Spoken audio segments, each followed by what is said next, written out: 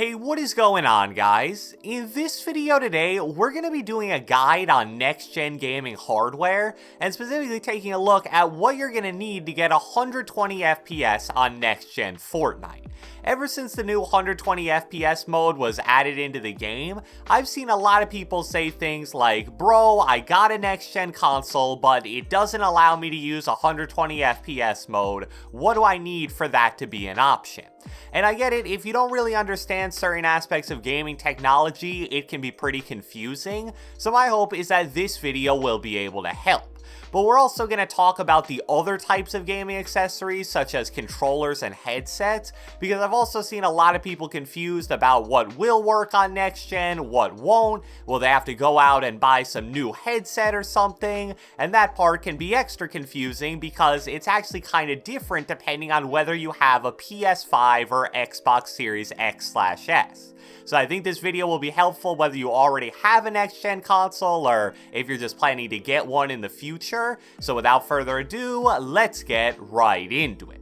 Alright, so the first thing I want to talk about in this video is what monitor you want for next-gen Fortnite, and probably for next-gen gaming in general. So when you're looking for a monitor, there's 3 to 4 things you should be looking for, and in order of importance, they go like this. You want it to be at least 120 Hz, you basically need it to be at least 1080p, but I can't imagine that there are many 120 plus Hz monitors that aren't at least 1080p, so that one should be a bit of a layup. You want as low of a response time as possible, ideally 1 millisecond, and finally, you probably want it to be between about 24 and 30 or 32 inches. So starting with the 120 Hz part, this one is easily the most important. This is a bit of an oversimplified explanation, but 120 Hz basically represents the max FPS that you can get while playing a game. So since every next-gen game is capped at 120 FPS maximum, 120 Hz is really all you're gonna need. I've seen some people wonder if there's any difference between 120 and 144 Hz, and the answer to that is basically no, but 144 Hz monitors are way more common than 120 Hz monitors and don't really impact the price much at all, so 120 or 144 is fine and the difference is minuscule.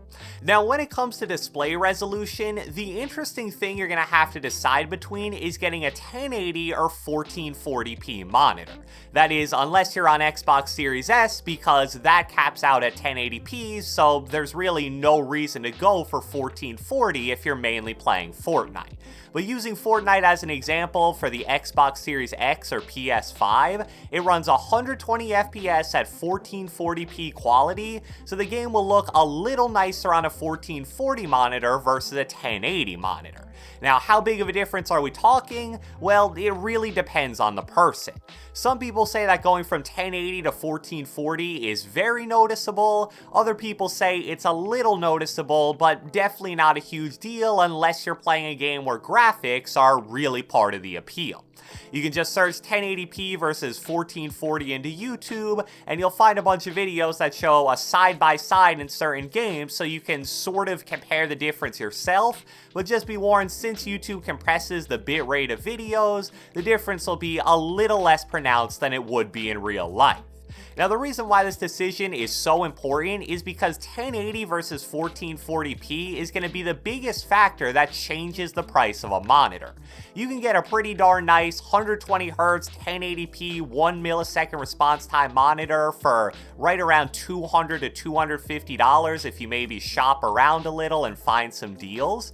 But when you change that to 120 Hz 1440p 1 millisecond response time, it's hard to find anything from a real main brand for under around $350 to $400. So at least in my opinion, it probably isn't worth the extra cost just for slightly better graphics, but at the end of the day, that's going to be your choice to make.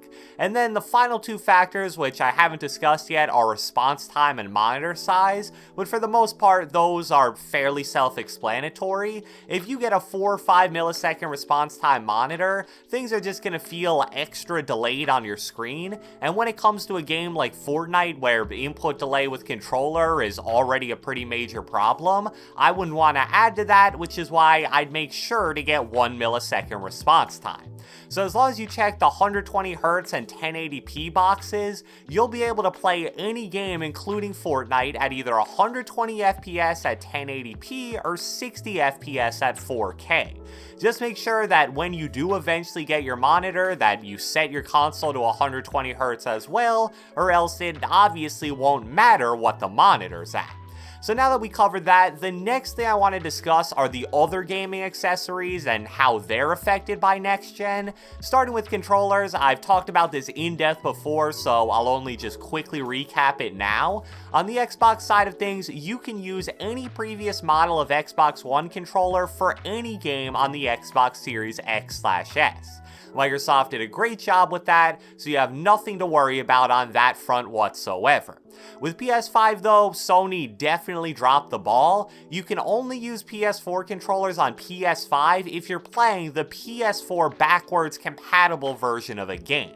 Now unfortunately, using Fortnite as an example, since they made a new version just for next gen, you can't use any type of PS4 controller while playing it, and obviously you won't be able to use a PS4 controller on any new games made for PS5 either. This creates a lot of problems, especially for people that use paddles on their controller, since Sony, Scuff, and Strike Pack have nothing that gives you paddles on a PS5 controller. So as of right now, that's a major issue that a lot of people are going to have to deal with, and sadly, there really isn't a simple fix yet. The other question mark that a lot of people have is with headsets on next gen, and again, this scenario where there's a slight difference between the two consoles. First off, let's talk about the PS5, and I'll just read an excerpt from a website that sums up the situation pretty well. It goes, the headset side of things is dependent on a few factors. First up, if you're using a wired headset that connects via the 3.5mm port to your controller, your headset will absolutely work with the PS5. You'll just connect it with the same port on your new DualSense controller and be away. That should be good news for many people. However, if you've got a wireless headset, things get a little more patchy. Overall, there's still a really good chance that your headset should work for the PS5 if it works on PS4. Most likely, you'll need to unplug your dongle and stick it into the new console to move over. This will depend on your make and model though, and various manufacturers are now giving details of which headsets they know will work, which ones need firmware updates via PC to continue working, or any that will no longer be able to connect. The last label should likely only apply to older headsets not made in the last couple of years. And for the Xbox side of things, again, it's a little bit more simple. Microsoft has confirmed that all previous accessories will carry forward from the Xbox One to the next-gen Series X/S. This includes everything from headsets, USB storage drives, mice and keyboards, webcams, and controllers. So for the most part, it does seem like no matter what platform you're on, your headset should most likely carry over. And the reason why that's good news is because it gives you a really nice variety to choose between, since you can buy older models and know they'll still work on next gen.